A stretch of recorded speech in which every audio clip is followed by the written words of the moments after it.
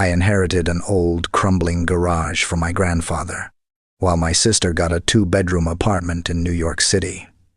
When my husband found out, he called me a useless fool and kicked me out of the house. So, I decided to spend the night in the garage. But when I opened it, I froze on the spot at what I saw.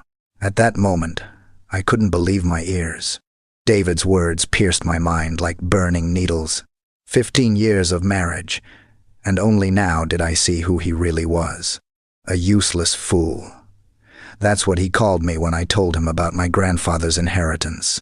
His pupils widened like a predator, spotting its prey, then narrowed in disappointment and rage when he realized all I got was an old garage on the outskirts of town. Your sister got an apartment in New York. And what did you get? A dump. I always knew you were a loser, Sophia. But this is pathetic. He looked me up and down with disgust, as if I were some kind of insect.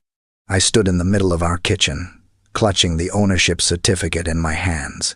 The document that had seemed so valuable just that morning now felt like a worthless scrap of paper. David, Grandpa didn't even have to leave us anything at all. I tried to object, but my voice trembled with betrayal. Shut up. I've put up with you for 15 years. 15 years waiting for you to bring anything to this family. And what do you bring? A garage? That's it. I've had enough. Get out of my house. Your house? We bought it together. We paid the mortgage together. He laughed in my face. It was a cold, awful laugh, like metal scraping against glass. Are you serious? Your little librarian's salary? Those pathetic pennies? That barely covered the utilities. I paid for this house. It's mine. Now pack your things and get out. I felt like I was dreaming, like this was some terrible nightmare I would wake up from any second. But when he slammed his fist on the table, the sound snapped me back to reality. The glasses jumped. One fell and shattered. A shard scratched my ankle, but I barely felt it. Something inside me died and turned to ice. You have 30 minutes. After that, I'm throwing your stuff out on the street. He turned and stormed out of the kitchen, slamming the door so hard that a picture fell off the wall. Our wedding photo, where we were smiling so happily. The glass cracked right across David's smile. How fitting. I packed my things mechanically, folding them into an old suitcase. My hands moved on their own, while my mind refused to process what was happening. 15 years. 15 years of my life given to this man. This man who now stood in the bedroom doorway, watching me with contempt, counting down the minutes. Where are you going to go? He asked suddenly, not out of concern, but with a kind of sadistic curiosity. I didn't answer, not because I didn't want to, but because I genuinely didn't know. To your parents? They died 5 years ago. To your sister?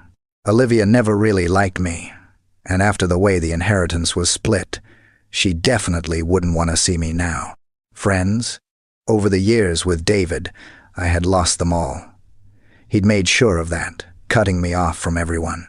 For once in your life, could you make the right decision? He continued, seeing my silence. Call your sister. Ask her to let you stay in her fancy new New York apartment. Actually, forget it. She's smart, unlike you. She won't even let you in the door. His words were like salt in an open wound, but I had no energy left to respond. I closed my suitcase and glanced at the clock. 20 minutes had passed. I'm leaving, I said quietly. Finally, David crossed his arms, blocking the bedroom door. Leave the keys on the table. I pulled the keyring from my pocket and unhooked the house key. The house where I'd lived for 10 years. The house I had filled with warmth, where I grew flowers, cooked meals, cleaned, did laundry, built a home. A house that, as it turned out, was never really mine. I placed the key on the coffee table and looked up at David. I wanted to memorize his face, to understand how the man I shared my bed with prayed for when he was sick, trusted for all these years, could just erase 15 years of our life together. But all I saw was a cold emptiness. He looked right through me, as if I didn't exist. I walked outside. It was late October, and a light drizzle was falling. I buttoned my coat, but it did nothing against the biting cold. Or maybe the cold wasn't coming from outside at all, but from somewhere deep within me. The suitcase felt unbearably heavy, even though I had only packed the essentials. I had no idea where to go. My bank card was in my pocket, but it only had a few hundred left. My last librarian paycheck, pathetic pennies, as David called them. A hotel? That would cover 1 or 2 nights at most. Then what? I sat on a park bench, not far from the house, mechanically going through my options. The rain was getting heavier, but I barely noticed. Inside me was an emptiness, slowly filling with the realization of what had just happened. And suddenly, it hit me. The garage, that old crumbling garage Grandpa left me. The place that destroyed my family life. Maybe I could at least spend the night there until I figured out what to do next. I took out my phone, opened the map, and set the route. The garage was in an industrial zone on the edge of town, with 2 bus transfers needed to get there. I had no other choice. The trip took almost 2 hours. The buses ran infrequently, and I waited at stops in the rain for ages. By the time I finally arrived, it was dark. The industrial area looked abandoned and eerie. Dim streetlights barely lit the cracked road, lined with rows of old garages. I checked the documents again. Garage number 123. I walked down the row, squinting at the faded numbers on the rusty doors. Some garages looked well kept, with new locks and fresh paint. Others seemed abandoned for decades. Finally, I found the right number. The garage looked like it hadn't been opened in years. The door was thick with rust, the lock so corroded it seemed welded to the latch. I pulled out the key the notary had given me. It was old and heavy, with strange carvings, nothing like modern keys. I struggled to fit it into the keyhole and tried to turn it. Nothing. It wouldn't budge. I tried again, using more force. The mechanism inside groaned but didn't move. Despair crashed over me again. Was I really going to end up on the street in an industrial zone in the rain, with a suitcase full of clothes and no roof over my head? What did I do to deserve this? I whispered, pressing my forehead against the cold metal.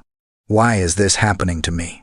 As if in response to my question, the lock suddenly clicked and turned. The key moved without me even applying force. I stepped back, unable to believe my eyes, then carefully pulled on the garage handle. The doors creaked open, the sound echoing through the empty industrial zone. And that's when I saw it. The thing that made me freeze in place, forgetting about the cold, the rain, my husband's betrayal, forgetting about everything. Inside the garage, lit by my phone's flashlight, something metallic gleamed. It was big, covered with an old tarp. I stepped closer, still not understanding what I was looking at. My hand reached for the tarp. The fabric was damp, heavy, layered with dust. I tugged at the edge, and the tarp slowly slid off, revealing what lay hidden underneath. But more on that later. First, I need to tell you about my grandfather, the man who, without even knowing it, changed my life forever. George William Hayes wasn't just my grandfather. In our family, he was a legend, tall and fit, even at 85, with thick white hair and piercing blue eyes that seemed to see right through you. He rarely smiled and almost never raised his voice, but when he spoke, everyone listened. Grandpa worked as an engineer at a large factory and later taught at a technical college. People respected him. They valued his opinion. I always felt a strange mix of love, awe, and fear toward him. Love because he was the only one who saw more in me than just a quiet, unremarkable girl. Awe because to me he seemed like a man from another era, strong, principled, unbreakable, and fear because his approval meant too much to me. And disappointing him was the scariest thing in the world. My sister Olivia was different with him. She wasn't afraid of him. She argued with him, even talked back, and strangely, he liked that about her. She has character, he would say approvingly when Olivia stood her ground against any authority. We were so different, Olivia and I. She was bright, energetic, ambitious. She studied at a prestigious school, then an even more prestigious university. She always knew what she wanted and how to get it. I, on the other hand, was quiet. I loved books more than people. I dreamed instead of acted. Sophia, you need a bit of Olivia's character, Mom would say, whenever I gave my sister a toy, the window seat in the car, or the last candy in the box. But I never saw a problem with that. I didn't want to fight or argue or prove anything. I just wanted everyone to be happy. And if that meant giving up a little, what was the big deal? That trait defined my entire life. I became a librarian, not because I dreamed of it since childhood, but because I didn't get accepted where I really wanted to go, and the library science department gladly took me in. I married David not because I was madly in love with him, but because he pursued me so persistently, and I felt too awkward to say no. You always take the path of least resistance. Olivia once told me when I complained that David wouldn't let me go on a weekend trip with my friends. That's why you live the way you do. I was hurt at the time, but deep down, I knew she was right. The path of least resistance. That's what led me to a life that brought no joy but demanded no fight. Grandpa seemed to understand that better than anyone. He never openly criticized me like Olivia or Mom. But sometimes when I caught him watching me closely, I felt like he saw something in me that I didn't see myself. You have a strong character, Sophia, he told me once when we were alone at his summer house. I was helping him in the garden while everyone else went swimming at the lake. You just don't know it yet. I blushed and tried to change the subject, but his words stayed with me. A strong character? Me? The person who drifted through life? Strength isn't always about loud words or bold actions, he continued, as if reading my thoughts. Sometimes it's patience, the ability to wait, the ability to see good even in the hardest situations. Back then, I thought he was just trying to comfort me, to find something good in my weakness. But now, standing in the rain by the old garage, I wondered if his words had a deeper meaning. Grandpa died quietly in his sleep. 3 months ago, Olivia and I both flew in for the funeral, dressed in black, our eyes red from crying. For the first time in years, we felt truly close, united by grief. But that closeness didn't last. After the funeral came the thing that divides even the closest families, the inheritance. Grandpa didn't have a lot of valuable things. An apartment in New York City that he'd received years ago as a work merit reward. A country house in the estate, old but solid, with half an acre of land. And the garage, the very one I was standing in now. Olivia immediately claimed the apartment. I need a place in New York. I work there. I have opportunities there. You and David are settled in your city. If Mom had still been alive, maybe she would have insisted on a fairer split. But she was gone. And me, true to my habit of avoiding conflict, I agreed. After all, I didn't need an apartment in New York. David and I had our own home, or so I thought. We decided to sell the country house and split the money, and the garage somehow went unclaimed. Olivia waved it off dismissively when the notary mentioned it. That old shack, who needs it? And once again, I stayed silent.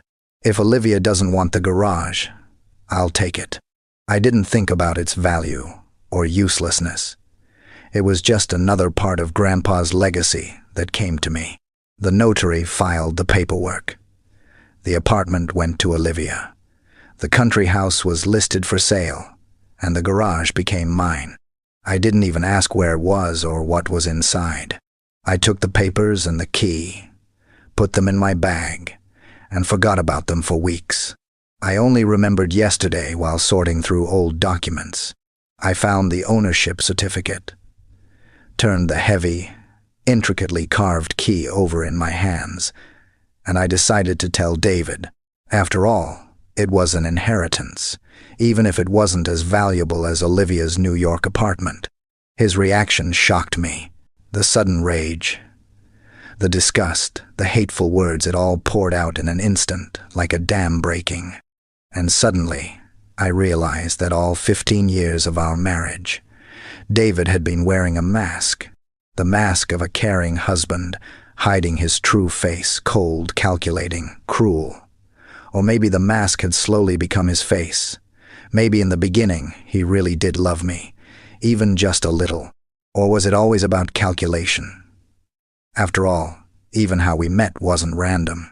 We met at the library where I worked. David came looking for some rare economics book. He was 10 years older than me, successful, confident. Men like him never noticed me, but he did. He asked my name, invited me out after work. I refused, not because I didn't like him, but because I didn't believe his interest was real. Why would a man like that want a quiet librarian? But he came back the next day, and the next, and the next week. He brought flowers, chocolates, compliments. "I knew the moment I saw you that you were special," he said on our first date. "There's something real about you that other women don't have." I believed him. Of course I did. I wanted so badly to be special, real, different. I wanted someone to see me, appreciate me, love me. Our relationship moved fast. 6 months later, he proposed. 3 months after that, we were married. Grandpa was the only one who didn't look completely happy at our wedding. "Are you sure, Sophia?" he asked when we were alone. "Is this man really the one you need?" "I love him, Grandpa," I replied. And it was true. I loved David. I loved his confidence, his ambition, his ability to achieve whatever he wanted. All the things I lacked. "Love is important," Grandpa said thoughtfully, "but it's not everything. Respect, trust, shared values. Without those, love burns out quickly." I didn't think much of his words. I believed that what David and I had was special, that it could survive anything. How wrong I was. The first years of our marriage were relatively happy. David worked a lot, building his career in banking. I kept my job at the library, even though the salary, as he put it, was laughable. But I loved it. I loved being among books, helping people find what they needed. We rented an apartment, saving up for a home of our own. Eventually, we saved enough for a down payment on a small house in the suburbs. It wasn't big, but it was cozy, with a little garden where I could grow flowers. "Now we have a real home," David said as we stepped over the threshold. "A home we built together." I was happy, truly happy. I thought everything was falling into place, just as it was supposed to. A job I loved, a husband who cared for me, and a home of our own. But gradually, something began to change.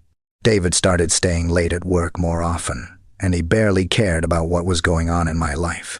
Whenever I brought up the idea of having kids, he always had 1,000 reasons why it wasn't the right time. The mortgage, instability at work, the need to renovate the house. Then the criticism started. At first, it was small, almost unnoticeable. "You bought the wrong kind of coffee again. Why can't you iron a shirt properly? Don't you think you've put on some weight?" But soon the criticism became harsher. "Why are you still working at that library? A normal wife would have found a better-paying job by now. Do you even realize how hard I work to support both of us? Maybe it's time you thought about your worth in this marriage." I kept apologizing, trying to do better. But no matter what I did, it was never good enough for David. My relationship with Olivia also became more strained.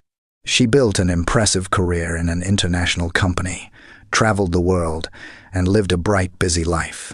Every conversation turned into her monologue about her achievements and my missed opportunities. "Sophia, you've buried yourself alive in that small town," she'd say whenever she visited every couple of years. "Working at a library with that boring husband, no prospects. That's not a life. That's just existing." I defended myself as best I could.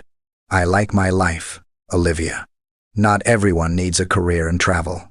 Some people are happy with simple things."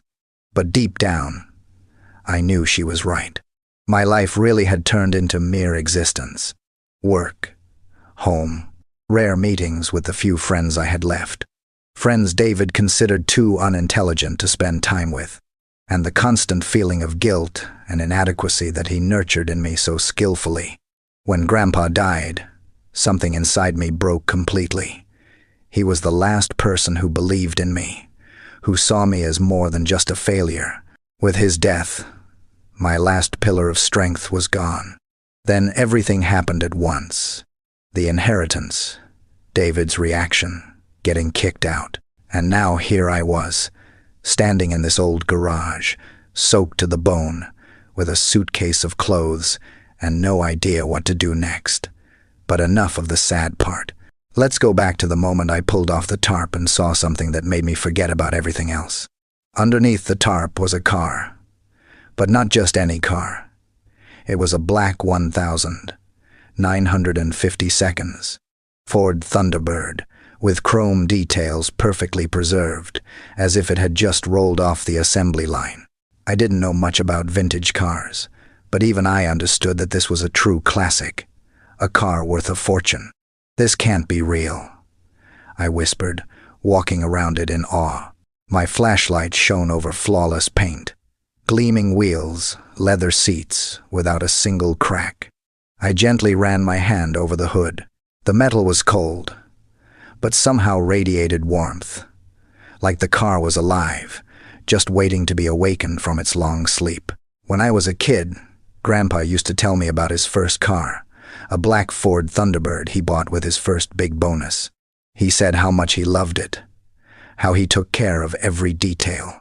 But then, according to him, he sold it when my dad was born to buy a more practical, modern car. "Sometimes I miss it," he once told me. "I miss that feeling of freedom it gave me, like the whole world was open to me as long as I turned the key."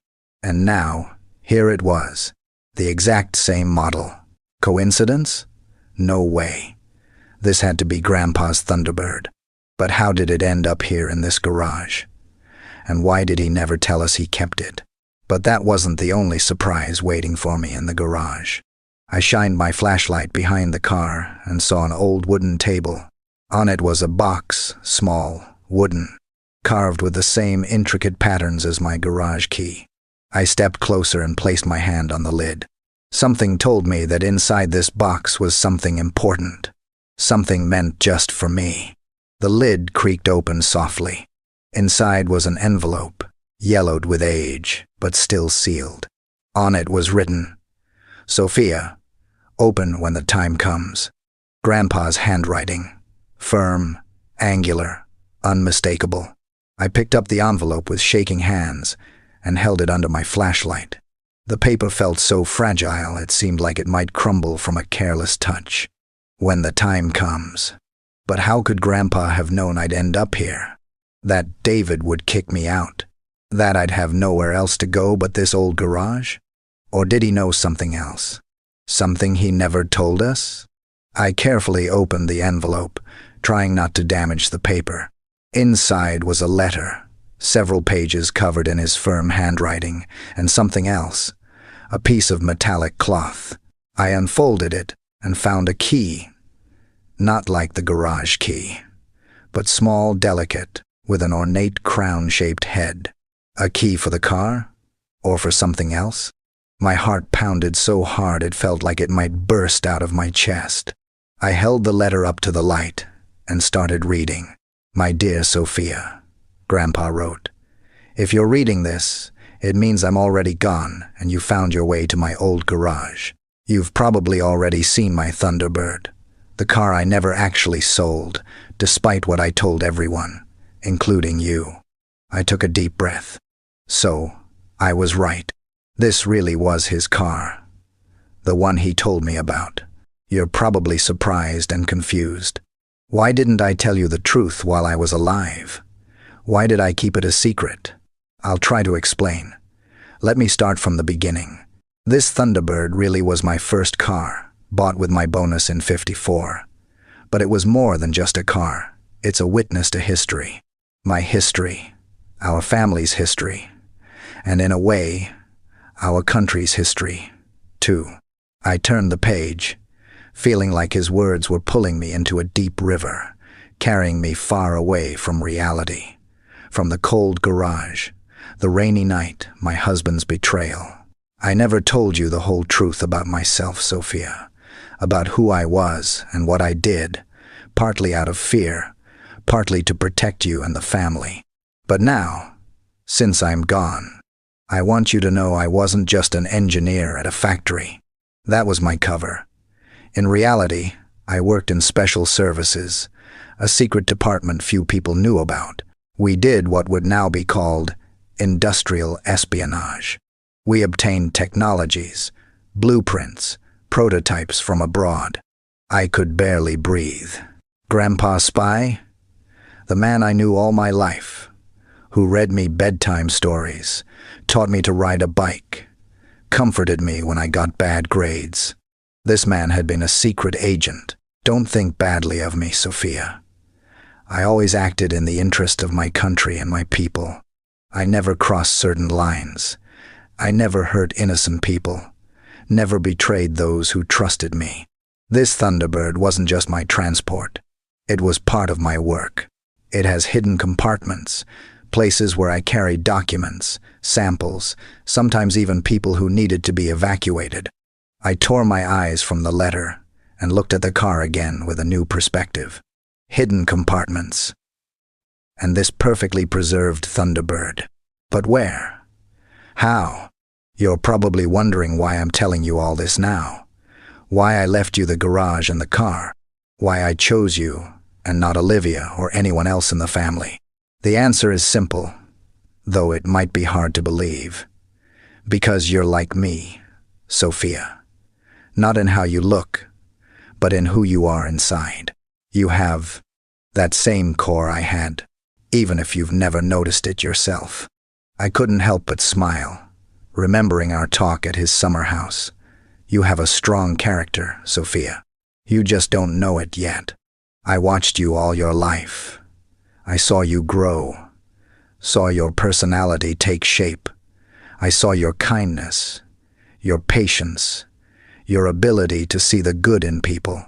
But I also saw how you let others decide for you, how you always chose the path of least resistance. I don't blame you for that, Sophia. We all walk our own paths. But I knew that someday the moment would come when you'd have to make a choice, when you'd stand at a crossroads, and you'd need help. My help, if you're reading this letter. That moment has come. You're facing a choice that will determine the rest of your life, and I want to help you make the right one. I wiped the tears that had started falling down my cheeks without me even noticing. How did Grandpa know? How could he have seen this coming? The car I'm leaving you isn't just a valuable classic, though it is that too. It's the key to a new life, a life where you finally become who you were always meant to be. Strong, independent, free from other people's expectations and manipulations. The car has a hidden compartment.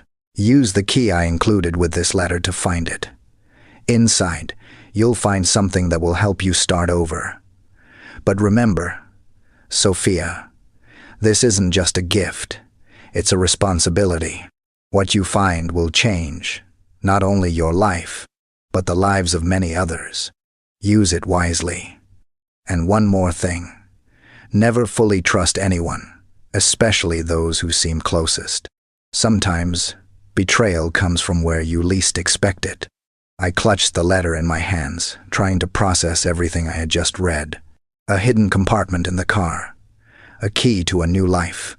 betrayal from those closest to me. It sounded like the plot of a spy novel, not real life, not my life. But betrayal had already happened. The husband I trusted for 15 years kicked me out and called me a useless fool. And now, Grandpa, as if he knew this would happen, had left me a secret gift from the past. I looked at the key I was still holding in my hand. Small, delicate, with a little crown at the top. The key to the hidden compartment in the Thunderbird. The compartment that, according to Grandpa, held something that could change my life. Should I really be looking for it right now? Maybe I needed to think things through first, get some sleep, recover from everything that had happened today. But curiosity won over caution. I walked around the car, trying to figure out where the secret compartment could be. Under the seats? In the trunk? Under the hood? I opened the driver's door. The interior was as flawless as the exterior. Leather seats, a steering wheel with chrome trim. Everything looked like it had just come off the assembly line yesterday, not 70 years ago. I sat behind the wheel, running my hands over the leather. And then I noticed something odd. A small bulge on the side of the seat, almost invisible unless you knew what to look for. I brought the key closer and saw a tiny hole perfectly shaped for it. My heart started racing as I slid the key in and turned it. There was a soft click, and part of the seat shifted aside, revealing a hidden compartment. I shone my flashlight inside and saw a box, small, metallic, with intricate designs on the lid. I carefully pulled it out and opened it. Inside were documents, a passport with the name Sophia Patricia Hayes, the birth date matching mine, my photo, but a different last name, a driver's license with the same name, a bank card, a sealed envelope labeled code, and a keychain with the letter D. There was also a thick stack of cash, euros and dollars. I didn't bother counting, but it looked like tens of thousands of dollars, more money than I'd ever dreamed of having. And there was a note short, and in Grandpa's firm handwriting, apartment at Park Avenue 42, apartment 17. Car is in the underground parking spot 42. Safety deposit box at Chase Bank on Madison Avenue. Number 237. All documents are in order. Live freely, Sophia. You deserve this. G.W. I leaned back against the seat, trying to process what I had just found. Grandpa hadn't just left me a car and a garage. He had left me a whole new identity. Money, an apartment in the city center, another car, and a safety deposit box with God knows what inside. It was so unreal that it felt like a dream. But the box in my hands was real enough. So was the passport with my photo, the money, the keys to an apartment on Park Avenue. But why? Why would Grandpa create a backup identity for me? Why all this money? This apartment? This car? What did you want me to do with it all? I read his letter again, searching for answers. The key to a new life. A life where you finally become who you were always meant to be. Strong, independent, free from other people's expectations and manipulations. Did Grandpa somehow know I'd end up like this? That my marriage would fall apart? That I'd have nowhere to go? Or did he know something about David that I didn't? Never fully trust anyone, especially those who seemed the closest. Those words now felt like a direct warning about David. But how could Grandpa have known? I remembered how strangely reserved he had always been. Around my husband, never openly unfriendly, but never warm either. They rarely talked, and when they did, it was about neutral things, weather, politics, sports. Could Grandpa, with his years of experience in the special services, have seen something in David that I couldn't? Signs of lies, manipulation, hidden motives. And what was I supposed to do now? Use this new identity, this money, this apartment? Start a new life as Sophia Hayes? Or go back to my old life, try to reconcile with David, pretend I hadn't found any of this? I knew the answer before I even asked myself the question. There was no going back. David had shown me his true face, and I couldn't pretend I hadn't seen it. I couldn't go back to a life where I was just a shadow of myself, where my worth was measured only by how useful I was to my husband. Grandpa had given me a choice, and I had made it. I would use what he left me. I would start a new life, become the person I was always meant to be. Strong, independent, free. But first, I had to solve one more mystery. What was in the safety deposit box Grandpa mentioned? What documents were so important that he couldn't leave them in the car's hidden compartment? And the biggest question of all, who was my grandfather really? What did he do in his secret life as an agent? And what did all of this have to do with me? All I knew was that the road that led me to this old garage was only the beginning of a journey that would change not just my life, but the lives of many others. Just like Grandpa had warned, I closed the box, put everything back, and locked the compartment. Then I got out of the car and covered it again with the tarp. I needed time to think, to plan my next steps. But first, I needed sleep to recover from the chaos of this day. I looked around for a place to spend the night. The garage was surprisingly clean.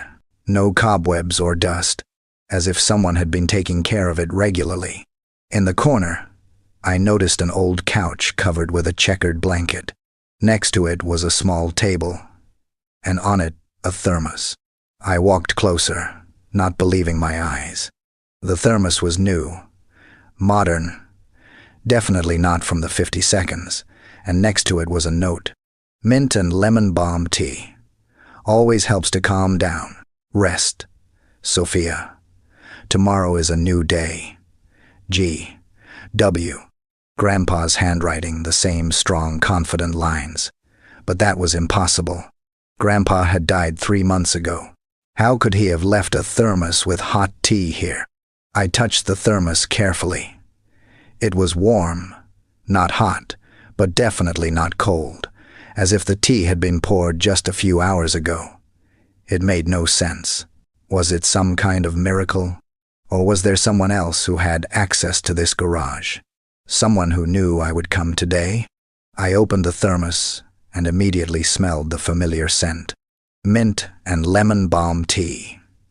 Just like Grandpa always brewed. It calms your nerves and clears your mind, he would say, handing me a cup.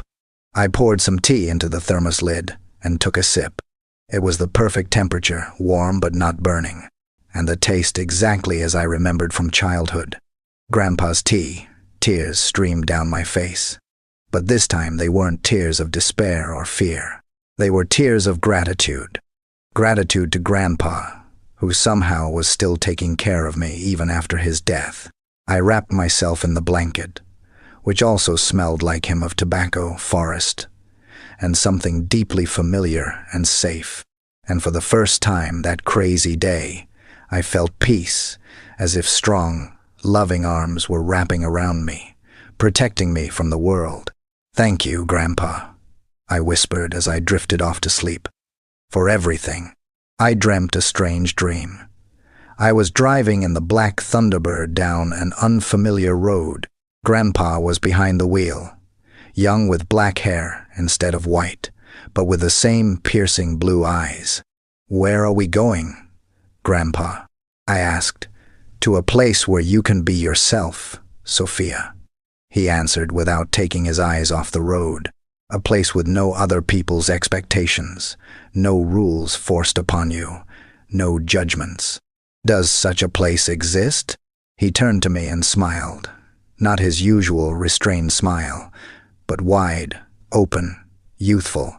"It exists everywhere, Sophia. You just need to find the courage to see it." The road stretched ahead, winding between hills, and it seemed endless. The sky above was clear, blue, without a single cloud. Fields of golden wheat spread out on both sides. The wind blew through my hair. The sun warmed my face. I felt a strange lightness, as if a heavy burden had been lifted off my shoulders. The burden of other people's expectations, disappointments, and judgments. "I'm proud of you, Sophia," Grandpa said, his eyes still on the road. "I've always been proud, even when you made mistakes. Even when you let others decide for you, especially then." He smiled again. "Because I knew one day you would find your own way.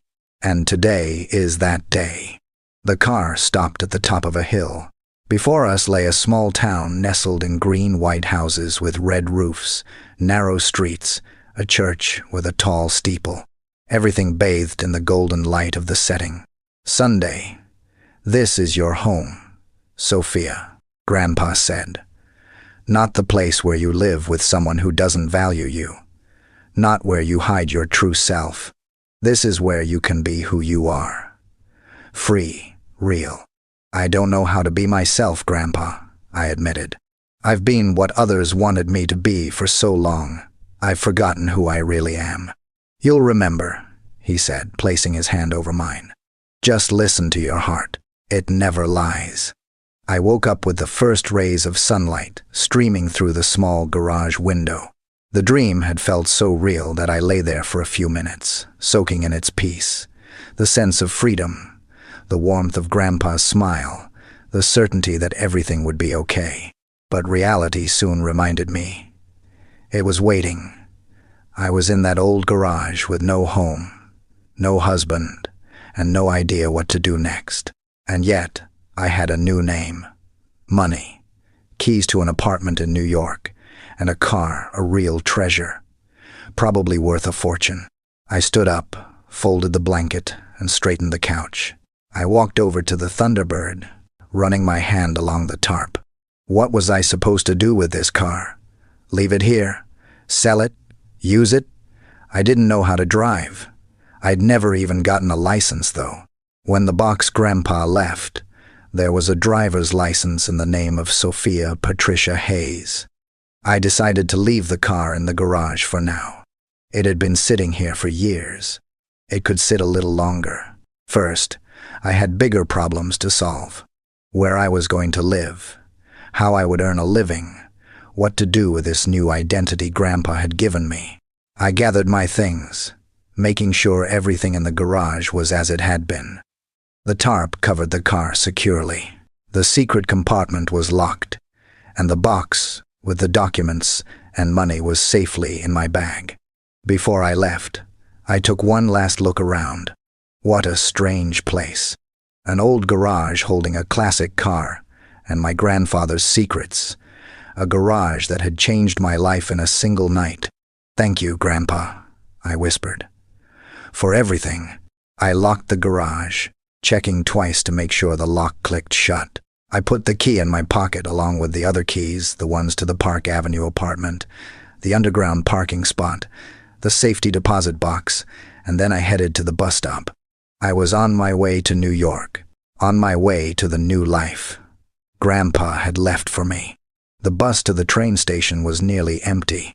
I sat by the window, watching the city roll by, the city where I had lived most of my life, where I went to school, then college, where I met David, married him, spent 15 years in a marriage that, as it turned out, was built on lies.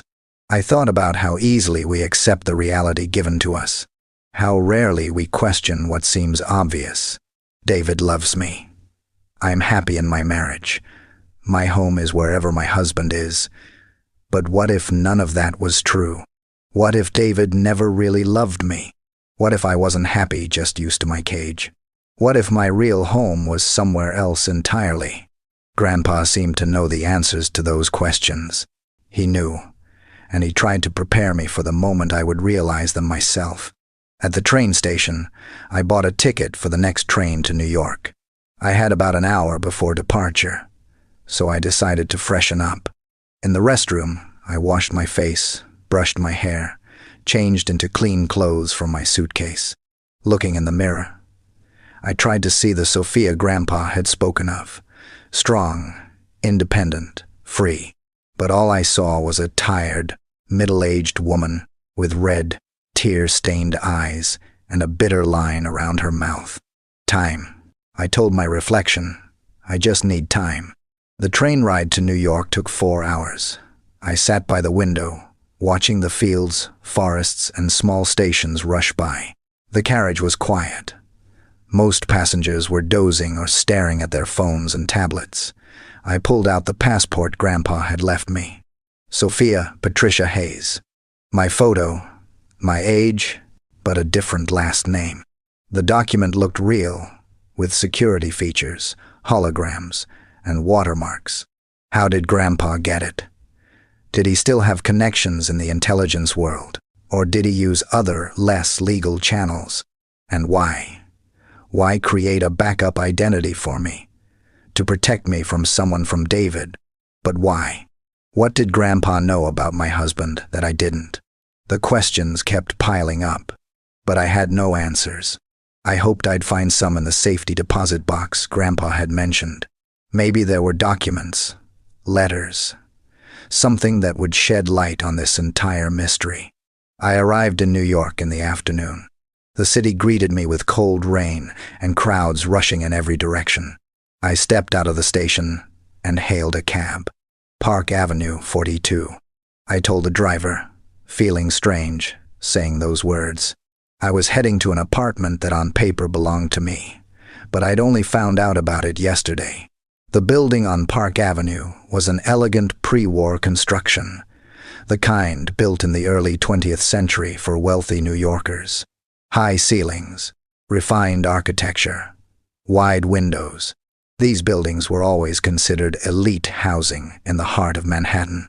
I found the entrance and opened the door with one of the keys Grandpa had left me. Inside, it was clean and bright, smelling of fresh flowers and expensive perfume. Behind the concierge's desk sat an older man with a neatly trimmed gray beard. "Good afternoon," I greeted him, feeling unsure.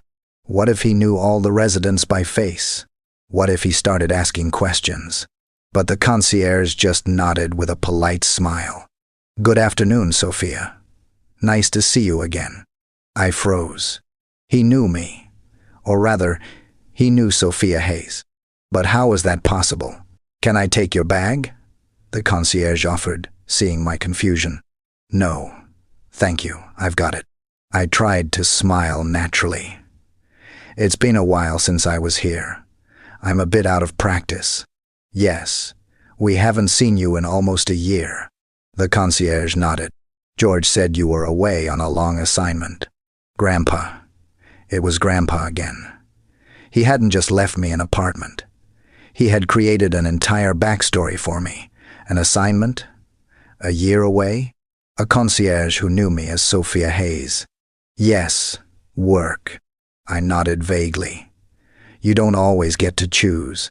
Of course, he said sympathetically. "Your apartment is ready for you. George arranged for cleaning once a month. They were here last week." "Thank you," I said, heading to the elevator, feeling my heart pounding in my chest. Grandpa had thought of everything, even having the apartment cleaned so it wouldn't sit dusty and abandoned. Apartment 17 was on the 4th floor. I opened the door, stepped inside, and stood there in shock. It wasn't just an apartment. It was a palace, a spacious entryway with an antique console table and a huge mirror in a gilded frame. A living room with tall windows overlooking a quiet New York courtyard. A kitchen fitted with the latest appliances. A bedroom with a massive canopy bed. And everywhere books, old and new, leather-bound and paperback, in English and other languages, floor-to-ceiling shelves in the living room, stacks of books on the bedside tables, even a small shelf with reading material in the bathroom. Grandpa knew my love for books. He had created a space where I could feel at home, surrounded by stories, knowledge, and worlds, waiting to be opened with a turn of the page. I walked through the apartment in disbelief. Every detail was thought out with extraordinary care. Antique furniture mixed with modern tech. The paintings on the walls were probably originals, not reproductions. In a cabinet stood a set of china. I recognized family heirloom china. Grandpa had inherited from his mother. In the bedroom, I found a wardrobe full of clothes. Women's clothes in my size, my style, but far more expensive and elegant than anything I had ever owned. Dresses by famous designers, wool suits, silk blouses, cashmere sweaters. In the bathroom were luxury brand cosmetics. In the cabinet, I even found the medications I used to take for rare migraines and seasonal allergies. It was unbelievable. Grandpa hadn't just left me an apartment. He had created an entire life for me. A life I could step into just by crossing the threshold. A life where everything was ready and waiting. I returned to the living room and noticed a photo in a silver frame on the table. It showed Grandpa and me laughing, standing in front of the Statue of Liberty. But I had never been to the Statue of Liberty, and I had never taken that photo with Grandpa. It was an expertly crafted fake, probably made with modern technology. Next to the photo was an envelope. I opened it and found a note inside. "Welcome home, Sophia. I hope you'll like it here. There's food in the fridge and a bottle of good wine in the cupboard. Rest. Gather your strength. Then decide what to do next. But remember, you are no longer alone, Guy." I sank into a chair, feeling tears welling up in my throat. Grandpa, what have you done? Why did you create this parallel life for me? Who were you trying to protect me from? And how did you know I would end up like this? I walked to the window, looking out at the New York courtyard below. Children were playing. An elderly couple was walking a small dog. A young mother pushed a stroller. Ordinary life. Moving along, unaware of the upheaval in my small world. I could stay here, become Sophia Hayes, live in this beautiful apartment, use the money Grandpa left me, start a new life without David, without his contempt, his manipulations. But there was another side to it. I didn't know where this money came from or this apartment. I didn't know what Grandpa really did in his secret life. I didn't know if accepting this inheritance would come with obligations I couldn't even imagine. And there was one more thing. If I became Sophia Hayes, what would happen to Sophia Thompson, the woman I had been my whole life? Would she disappear forever, dissolved into this new identity? Or would she live on like a ghost of the past I was trying to forget? "Decide what to do next," Grandpa wrote, and I knew I had to decide. But not right now. Right now, I just needed to catch my breath and process everything that had happened over the past few days. I needed time. And luckily, now I had a place to take that time. A place Grandpa had created just for me. I opened the fridge, and just like Grandpa promised, it was stocked with food, fresh groceries, as if someone had gone shopping yesterday or even earlier that morning. In the freezer were neatly packed containers of homemade meals. Chili, meatloaf, green beans stewed with bacon. My favorite dishes, the ones Mom used to make. And after she passed away, I made them myself. I heated up some chili, took out the bottle of wine. Grandpa had mentioned an expensive Californian wine I could never have afforded on my librarian's salary. Sitting at the table in this strange yet somehow comforting apartment, I felt like Alice falling down the rabbit hole. Everything was familiar and unfamiliar at the same time. Real and unreal. Mine and not mine. After lunch, I decided to explore the apartment more thoroughly. Maybe Grandpa had left more clues, instructions, explanations. In the office, a small room lined with bookshelves, I found a safe. It was cleverly hidden behind one of the shelves, which slid aside when I pressed a certain book. The Master and Margarita by Bulgakov, my favorite novel, one I'd read dozens of times. The safe was locked, but I immediately realized that the code must be in the sealed envelope I found in the car's box. I opened it and saw 6 numbers. 071554. Grandpa's birthday, day, month, year.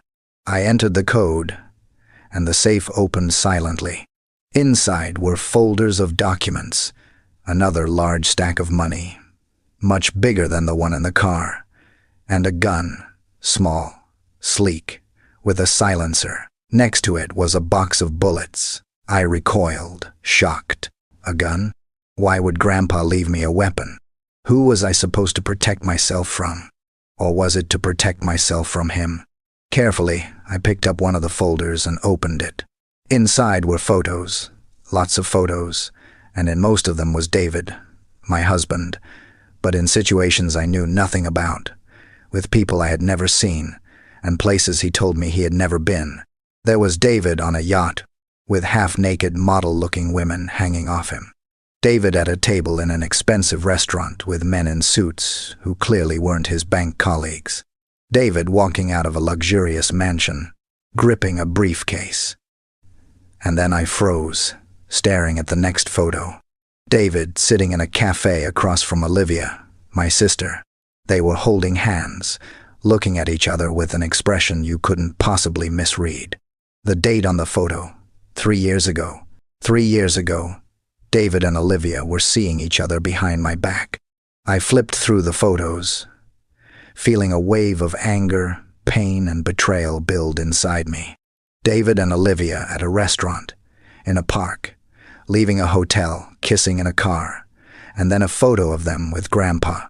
Grandpa sitting across from them, his face serious, focused. They were talking about something. What? What connected my husband, my sister, and my grandfather? In another folder were documents, bank statements showing huge sums of money moving through David's accounts, much more than a normal bank employee could earn. Contracts with foreign companies that looked like fronts for other operations. Property ownership papers from Spain, Italy, France, Thailand, and documents showing David regularly transferring large sums to a Swiss bank account, an account belonging to Olivia. I leaned back in the chair, trying to process everything I had just discovered. My husband and my sister lovers, partners in some shady financial dealings, and Grandpa knew.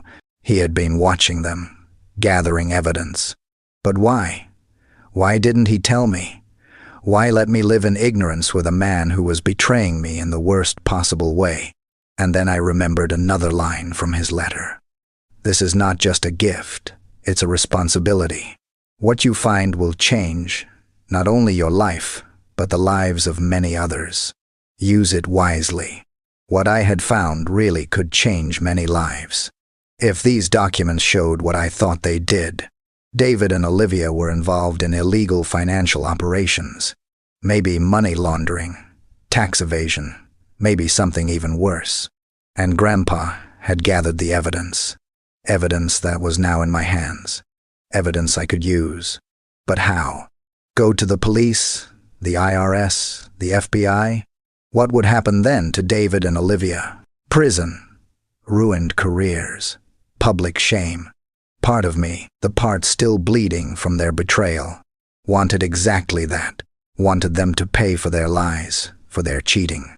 For all the years I lived, thinking I'd failed out of college, how they painted me as irresponsible while pocketing my tuition money for Olivia's benefit. The power is finally mine. Instead, I simply say, "Hello, Olivia. Congratulations." The simplicity lands like a thunderclap. Olivia flinches as if I'd shouted. David's hand returns to my back. A silent question. Stay or go? Our son looks up at me, innocent to the undercurrents swirling around us. Mom, is that lady in the white dress your friend? The groom's gaze sharpens. He looks between Olivia and me, his new bride, and the stranger who clearly isn't a stranger. Olivia, he says, his voice carrying confusion and the first notes of suspicion. I thought you said your sister was... His voice trails off, the unfinished sentence hanging between us.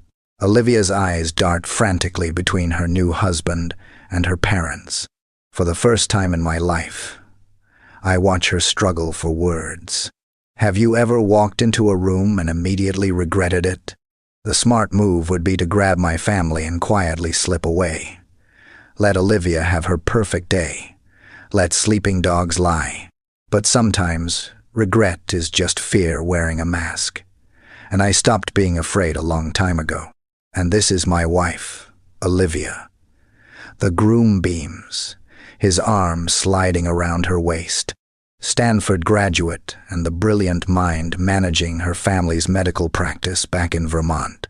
I stand 10 feet away, my champagne untouched, watching my sister nod demurely as she's introduced to a cluster of doctors. Her pearl earrings catch the light when she tilts her head, a gesture I recognize from childhood. Her tell when she's about to stretch the truth. The Hayes Clinic has been serving our community for 30 years, she says, voice pitched perfectly between pride and humility. We specialize in family medicine, with some geriatric care. David touches my elbow, drawing my attention to the conversation unfolding beside us. A silver-haired woman in an elegant pantsuit reads my name badge, Medova. She says, her eyes widening. You're Sophia Hayes. Your presentation at last month's medical summit was brilliant. The patient monitoring system you've developed is changing post-surgical recovery protocols across 3 states now. 4, actually. I smile. We just finalized implementation with Northwestern's hospital network. Across the room, Olivia fumbles through a response about platelet therapy trends. The doctor questioning her exchanges, a subtle glance with his colleague. I thought Stanford's medical program had shifted away from that approach 3 years ago, he says, brow furrowed. Olivia's laugh floats a pitch too high. Well, you know how these academic debates go. Some professors hold on to traditional methodologies longer than others. The groom's expression shifts almost imperceptibly, tightening around the eyes, a slight withdrawal of his arm from her waist. He's noticing the discrepancy. Sophia. Father's voice cuts through, unmistakable, the same commanding tone that once sent me scurrying to answer phones at the clinic after school, while Olivia practiced piano. You need to leave, he says, positioning himself between me and the rest of the room. You're ruining Olivia's day. David stiffens beside me, but I place a steadying hand on his arm. I was invited by the groom, I reply, my voice low but firm. Perhaps you should explain why that upsets you. Father's face reddens. The expensive suit he wears can't disguise the man beneath a small-town doctor, whose authority stops at the borders of his own practice. Don't play innocent, he snaps. You showing up like this, flaunting your whatever company you claim to run. Medova is hardly a claim. David steps forward. Every inch the Harvard-trained surgeon. The Medical Technology Conference in Boston last month featured your daughter as the keynote speaker. Her monitoring systems are in 27 hospitals nationwide. A nearby guest turns at this, clearly recognizing the company name. Across the room, my mother hovers near Olivia, desperately trying to steer the groom's colleagues away from my direction, her hands fluttering like panicked birds. Too late. The connections are already forming throughout the room. Medical professionals, recognizing my name, making associations. Our son tugs at my hand. Mom, can I have some cake now? You promised. In a minute, sweetheart. Our son looks past me, eyes fixed on Olivia. Is that lady your sister? Does she go to Stanford like you did? Father's face drains of color. Before he can respond, our son continues innocently. You showed me your old college pictures. The red buildings were pretty. Olivia has drifted closer. The groom beside her. Her face freezes at our son's words. Stanford, the groom says, looking between us. You went to Stanford too, Sophia? Class of 2014, I answer simply. The groom's colleague, a distinguished cardiologist based on his conversation, turns to the groom. You didn't mention your wife's sister was Sophia Hayes. Her work on predictive algorithms for post-surgical complications is revolutionary. Northwestern Medical has reduced readmission rates by 22% using her systems. The weight of 15 years of lies settles visibly on Olivia's shoulders. She reaches for the groom's arm, but he steps slightly away, his attention now fully on the professional conversation happening around me. Rain drums against my dorm window as I stare at the bank statement, the numbers not computing. My college fund depleted, transferred to an account I don't recognize. The same day, a package arrives from Olivia, photos of her spring break in Cancun. The trip I couldn't understand how our family could afford. I shake off the memory, focusing on the present. The groom has pulled Olivia aside, their heated whispers visible from across the ballroom. His face reflects growing confusion, then disbelief, then something harder as she clutches at his sleeve. "You told me you graduated from Stanford," he says, voice rising just enough to carry. "I went there. I've never heard your name mentioned by any of the faculty." Olivia's response comes frantically. "It was mostly remote learning, a special program they had for DOT. Stanford Medicine doesn't offer remote degrees." The groom's voice has gone cold. Never has. Color drains from Olivia's face as she realizes her carefully constructed life is beginning to collapse. Her eyes dart around the room, landing on mine with desperation. The groom steps back from her, straightens his tie, and turns. With deliberate steps, he walks across the ballroom, away from Olivia, directly toward me. Behind him, Olivia's pleading eyes follow a drowning woman watching her last lifeline walk away. The groom guides me away from the crowd with a gentle hand on my elbow. His fingers tremble slightly against my skin, the only indication that the poised doctor is rattled. "Let's find somewhere quieter," he says, his voice steady, but his eyes darting back to where Olivia stands with my parents, their heads bent together in urgent conversation. We settle in a small alcove at the edge of the ballroom, 2 plush chairs, a small table between us. The muted lighting casts shadows across his face, highlighting the sharp angles of confusion etched there. "I apologize for the awkwardness," he begins, straightening his bow tie. His words trail off, uncertain how to frame the chasm of questions between us. "You didn't know Olivia had a sister." I finish for him, keeping my voice neutral. The groom's eyes widen. "She mentioned a sister once, but said you dropped out of college after a semester, that you couldn't handle the pressure and disappeared." The old wound throbs, but I don't flinch. Years of boardroom negotiations have taught me to keep my face composed, even when bleeding internally. "I graduated summa cum laude," I say simply, while working 3 jobs. 3 jobs? His brow furrows. Mornings at a coffee shop, evenings at the hospital reception desk, weekends at a call center. The memories flood back, the bone-deep exhaustion, falling asleep over textbooks, the relentless push forward. I put myself through school part-time. No family support. Each word lands like a stone between us, ripples spreading outward. The groom's expression shifts from confusion to calculation, the surgeon's analytical mind reassessing everything he thought he knew. "Stanford?" he asks, naming his alma mater. I shake my head. "Community college first, then State University. I couldn't afford Stanford after I discovered my college fund had been."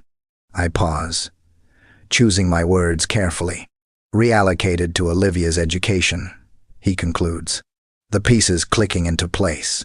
The ballroom around us blurs as memories surface of sleeping on Sarah's lumpy couch for 6 months, showering at the YWCA when Jamie's boyfriend kicked me out, eating ramen for weeks straight to save for textbooks. The humiliation of asking professors for extensions because I couldn't stay awake after triple shifts. The hospital where I worked, reception, I continue. That's where I met David.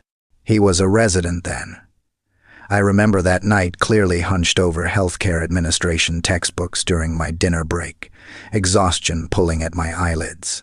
David stopping at my desk, curious about the complex diagrams I'd sketched in the margins. "You understand Kellerman's patient flow theory?" he'd asked, surprised. "It's flawed," I'd replied without looking up. "The bottleneck isn't intake documentation requirements between departments." He'd pulled up a chair, and we talked until my break ended. The next day, he brought coffee and questions about my ideas for streamlining patient monitoring. Within months, we were developing the prototype that would become Medova's cornerstone product. The groom leans forward.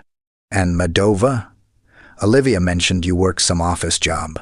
I can't help the small smile that touches my lips. "We started in our apartment 7 years ago. Last quarter's revenue was just under 400 million. Across the room, I spot my parents, flanking Olivia like sentinels. Father paces small circles, his face flushed with anger, while Mother clutches Olivia's arm, her knuckles white with tension. They cast frantic glances our way, whispering urgently. "They're going to try to separate us soon," I say calmly. The groom follows my gaze. They appear concerned. David approaches us, phone discreetly positioned at his side. I recognize his strategy, documenting behavior while appearing casual, a protective measure we've learned after years of navigating hostile business environments. "Everything all right here?" he asks, his surgeon's eyes performing a quick assessment of my well-being. "Just catching up," I reply, gratitude warming my chest. The man standing beside me, steady, brilliant, sees me as I am, not as my family's convenient narrative. On cue, Mother bustles toward us, her voice pitched to carry. "The groom, there's someone from Boston General, dying to meet you." Her eyes slide past me as if I'm invisible, a familiar sensation.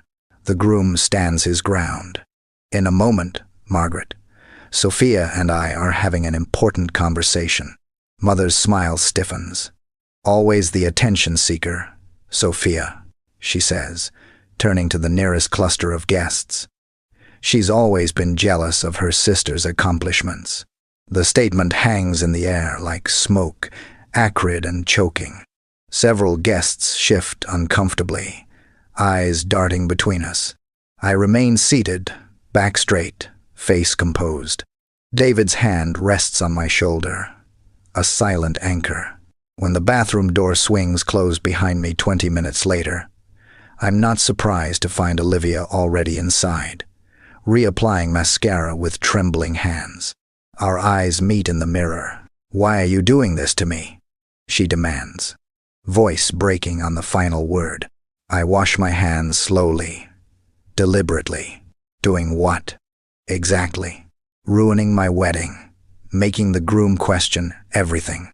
Tears streak her carefully applied makeup. "I'm not doing anything," I reply softly.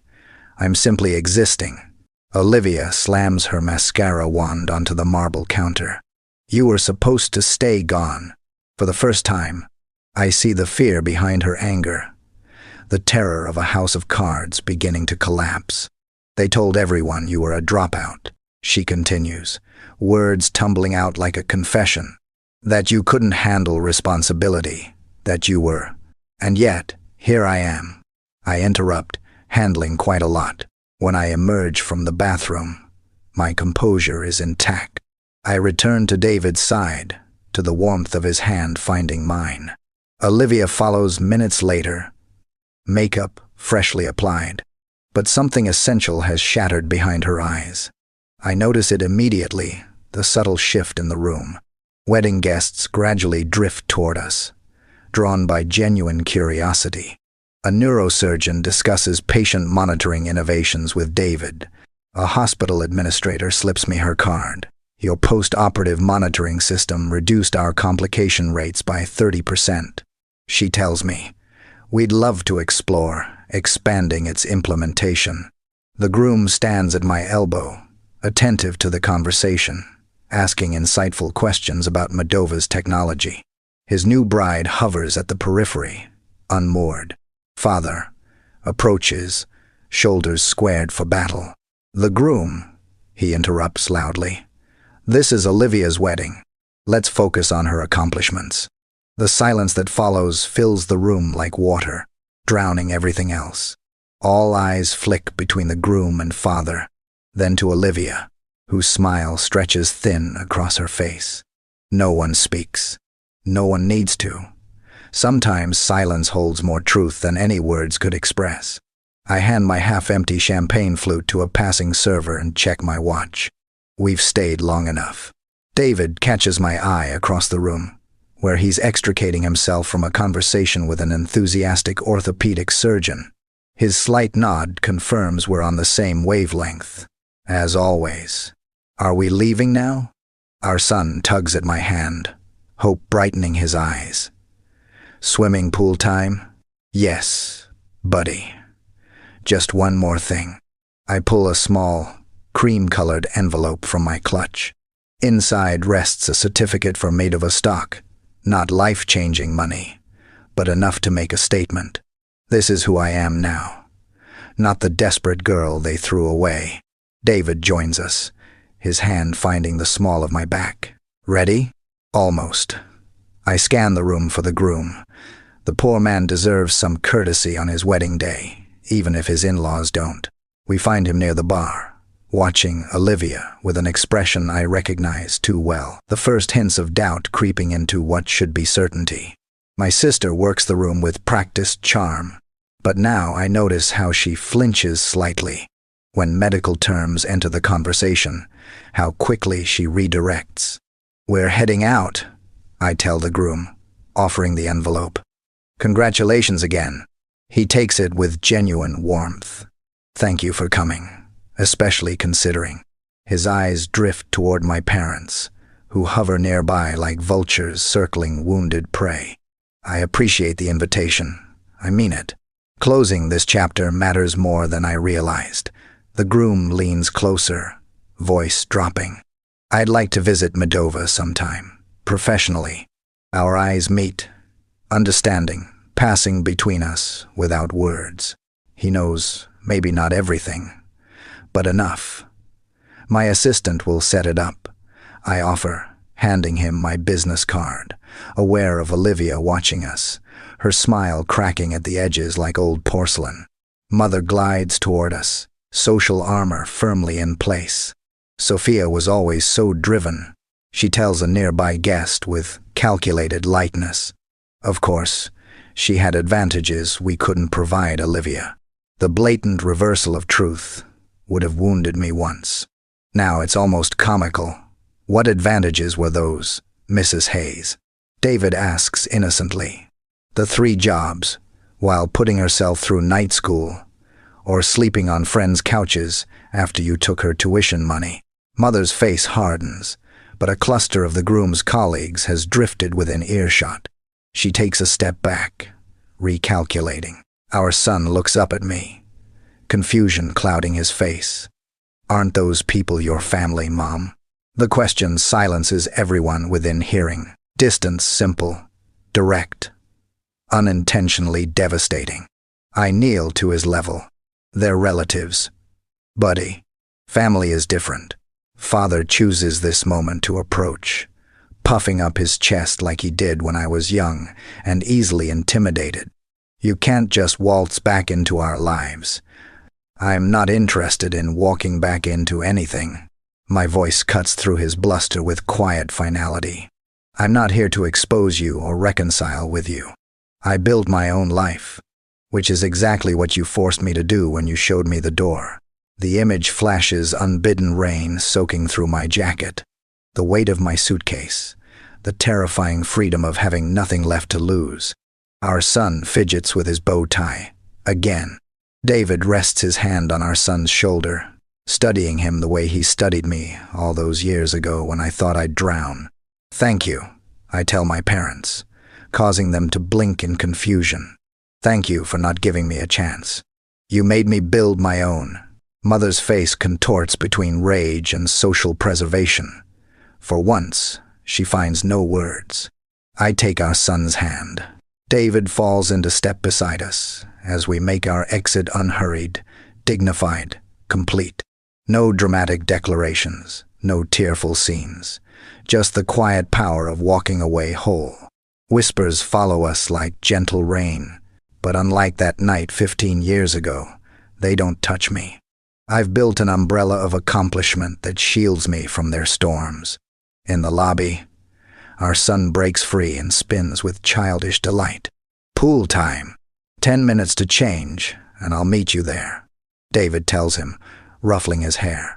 As we cross toward the elevators, I catch our reflection in the polished marble wall. A family of 3. Solid and connected. Behind us, through the ballroom doors, I glimpse the groom watching our departure, then turning back to his new bride with new questions in his eyes. Some weddings mark beginnings. This one marks an ending, the final release of expectations I never needed to fulfill, approval I no longer seek, and pain I refuse to carry forward. Our son punches the elevator button with enthusiastic determination. Up we go. Yes, I say, up we go indeed. Sunlight angles through the floor-to-ceiling windows of my office, casting long shadows across the polished concrete floors. 1 month has passed since Olivia's wedding, but the memory still lurks in corners of my mind like a half-forgotten dream. I scan the partnership proposal from Boston Memorial, a contract worth 8 figures sprawled across my desk. Modova's patient monitoring system reduced post-surgical complications by 37% in their trial run. Numbers don't lie. Numbers don't play favorites. My assistant Meredith's voice crackles through the intercom. The groom is here to see you. My pen stills against paper. I haven't spoken to my sister's husband since that night. Send him in. The groom enters like a man carrying invisible weight, shoulders curled forward, suit jacket wrinkled at the elbows, dark circles shadowing his eyes. Thank you for seeing me without an appointment. He stands awkwardly until I gesture toward the chair opposite my desk. Coffee? I offer. He shakes his head. I can't stay long. I wait. Experience has taught me the power of silence. I've consulted with a lawyer about annulment possibilities. The words tumble out like stones. Everything Olivia told me was fabricated. She never attended Stanford. She never managed your parents' clinic. She's the receptionist. I absorbed this without surprise. The lies were always there, waiting for someone to notice. I'm sorry to hear that, I say, and mean it. Your parents made her the face of their practice, while they... His voice trails off as he runs a hand through disheveled hair. The billing practices at their clinic. They've been charging Medicare for procedures never performed, using outdated codes deliberately. Olivia helped them do it. The revelation lands like a slap, not because it's shocking, but because it confirms suspicions I buried years ago. I didn't mean to drag you back into this, the groom continues. But when I started investigating Olivia's background, I found patterns, discrepancies. Your name kept appearing in old clinic records, then vanishing completely 15 years ago. The skyline beyond my window shimmers in summer heat. I built this view from nothing, while they built their lives on fabrications. They used my college fund for Olivia, I say simply. When I confronted them, they told me I wasn't Stanford material anyway. The groom winces. The irony is, I never wanted to be a doctor. I wanted to improve medical systems, make them more efficient, more accurate. You've done that, the groom says, glancing around my office. Modova is transforming post-surgical care across the country. A silent stretch settles between us, comfortable in its honesty. The clinic is being investigated, he finally says. I submitted anonymous information to the proper authorities after discovering the extent of the fraud. They've been doing this for nearly 15 years. 15 years. Beginning right around the time I left for college. My phone buzzes with a text from David, picking up our son early. Zoo Day. Join us. A warmth spreads through my chest. This is my real family now. What will you do? I ask the groom. He straightens his shoulders. File for annulment. Cooperate with investigators. Start over. He hesitates.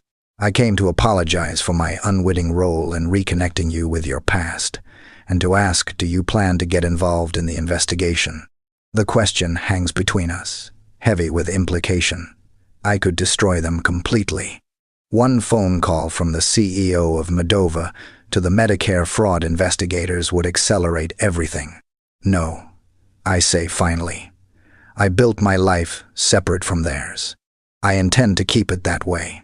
Relief washes across his face. Thank you for seeing me. After the groom leaves, I stand at my window, watching traffic flow 40 stories below. My phone vibrates with a voicemail notification, Olivia's number. The third this week. David calls as I'm gathering my things to meet them at the zoo. You sound tired, he says. The groom came to see me. The family clinic is under investigation for Medicare fraud. A pause. Are you okay? Yes. The answer surprises me with its truth. Are you going to get involved? I watch a red-tailed hawk circle the skyscrapers, riding thermals with effortless grace. I was thinking about what you said last week, how my success is already their greatest punishment. I stand by that, David says, but it's your choice. My computer chimes with an incoming email, an attorney representing the Medicare Fraud Investigation Division, requesting information about my time at Hayes Family Practice. Attached are documents requiring my testimony. They want me to testify. I tell David, what will you do? I consider the question. Part of me wants to delete the email, refuse the request, let whatever happens to them happen without my fingerprints anywhere near it. Another part remembers patients who trusted them, elderly men and women whose Medicare benefits were stolen. I'll forward them copies of the clinic's original records from when I worked there. I decide. Nothing more, nothing less. Just the facts. I'm proud of you, David says. My phone buzzes again. Another voicemail from Olivia. Her third today. The first one begged for money. The second threatened to tell our son the truth about his mother. I don't need to hear the third. I press delete without listening. The small action surprisingly final. Our son wants to see the new tiger cubs, David says, his voice a welcome anchor to my real life. Tell him I'm on my way. I gather my bag, pausing at the door to look back at my office. The Boston Memorial contract waits on my desk, another hospital, ready to implement the system I built from nothing but determination and long nights. I close the door behind me, leaving Olivia's voicemail in digital oblivion where it belongs. Some debts can never be repaid. Some wounds never fully heal. But I've learned that moving forward doesn't require forgiveness. Sometimes it just requires letting go. The purple coneflowers bend towards sunlight. I pinch back another spent bloom, adding it to the collection in my palm. 6 months have passed since Olivia's wedding. 6 months of breathing easier, like finally stepping out of shoes that never quite fit. Our son races between the raised beds, his Batman cape fluttering behind him. Mom, can I water the tomatoes? Start with the peppers, I tell him, pointing to the drooping leaves. They're thirsty today. He grabs his small watering can, tongue poking out the corner of his mouth as he concentrates on not spilling. The mid-May sun warms my shoulders through my t-shirt. No designer labels here, just comfort in my own space. David appears at the patio door, 3 glasses of lemonade balanced on a tray. Reinforcements, he calls, descending the steps into our modest garden. His surgeon's hands, the same ones that perform delicate heart valve replacements, now pass lemonade to our son with exaggerated ceremony. Thank you, good sir. Our son responds with a wobbly bow that nearly spills his drink. David's eyes meet mine over our son's head. An unspoken conversation passing between us. This is what matters. This garden, this boy, this life we built from nothing but determination and truth. The Davis Hospital Board approved the patient monitoring system. David says casually, Though we both know what this means. The fifth major hospital chain to adopt Moldova's technology this year alone. Thousands more patients who will recover safely because of what we created. That's number 5, our son announces proudly, counting on his fingers. Mom's helping all the sick people get better faster. I ruffle his hair, amazed at how he absorbs everything. That's the idea, buddy. The doorbell chimes from inside. David raises an eyebrow, expecting something. FedEx, probably. Those component samples from Switzerland. But when David returns, his expression has shifted. He holds a certified letter, the return address visible even from where I stand. Olivia Hayes. My stomach tightens, the familiar knot I thought I'd finally untangled. I'll be in my office. The envelope sits on my desk for 17 minutes, while I finish reviewing quarterly projections. David leans against the doorframe. Silent support. When I finally slide it open, a single sheet of cream-colored stationery slides out, covered in Olivia's careful handwriting. Sophia, the clinic closed last month not because of anything you did, but because of everything Mom and Dad did. The investigation found billing irregularities going back 15 years. The groom left me. He said he couldn't build a life with someone he couldn't trust. He was right. I'm not writing to ask for money. I know better now. I'm writing because I need to tell you that you were never the problem. I was raised to believe your intelligence threatened mine. Your independence undermined my security. I believed them when they said cutting you off was necessary. I was wrong. They were wrong. And I'm sorry. Olivia. David doesn't ask what it says. He waits until I fold the letter and place it back in its envelope. What will you do? He asks. Nothing dramatic. I answer, turning to my computer. I open a document, type for several minutes, then print a single page. I slide it into a Moldova envelope with the letter I've written. 2 weeks later, I stand at the edge of the American Medical Technology Conference in Chicago, watching my team demonstrate our latest innovations to a crowd of healthcare professionals. The Moldova booth draws attention, our reputation preceding us now. A flash of movement catches my eye, someone in pale blue scrubs, near the education pavilion. Olivia, her hair pulled back in a simple ponytail, listens intently to a speaker discussing entry-level medical coding certification. Our eyes meet across the crowded exhibition hall. No gasps. This time, no drama. Just quiet recognition. She holds the Moldova internship application. I sent her, clutched like a lifeline. I offer a small nod. Not forgiveness exactly, but acknowledgement. She returns it, eyes bright with something that might be determination. We don't approach each other. Some relationships are completed, not continued. That evening, I finalize the paperwork for the Hayes first-generation medical scholarship, not named for my parents, but reclaiming my birth name for something better. 20 students without family support will receive full tuition and mentorship next fall. Back home, I kneel in our garden again, digging small holes for new seedlings.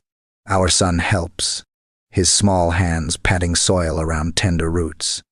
Some plants don't grow well next to others, I explain, showing him how to space the seedlings.